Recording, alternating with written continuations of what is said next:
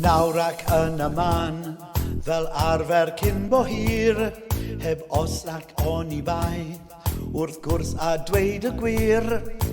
Ar y cyfan, diolch byth, hwyl a sbri. Siarad wast, mawredd mawr, bobl bach, a chyfi. Mae siarad Cymraeg yn bryl, mae siarad dwy iaith yn sgil.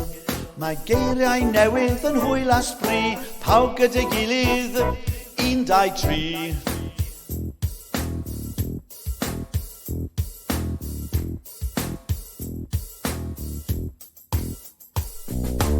Ar ddydd llun, ar ddydd mawrdd, ar ddydd mercher, yn y bore, yn y nos, ar ddydd Gwener, neithiwr ddoe, heddiw y fori, dros y pen wythnos, llynedd eleni.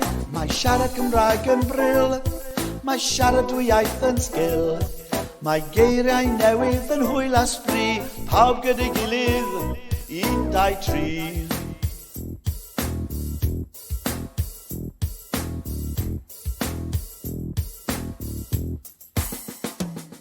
Am chwarter wedi 1, am chwarter i 12, hanner awr wedi 2, chwarter i 11, gyda fy nheulu, gyda fy mam, o'r enw Jan, gyda fy ffrindiau, gyda fy mrawd, o'r enw Dan.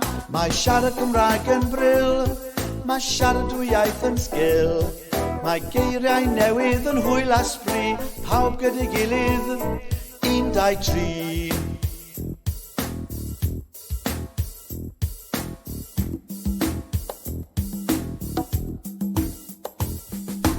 Ysgrifennu, darllen, coginio, cerdded, rhedeg, bwyta, yfed, ymlacio, dechrau gorffen, siarad, gwrando, gwylio, chwarae, gweithio, dysgu, teithio, perfformio.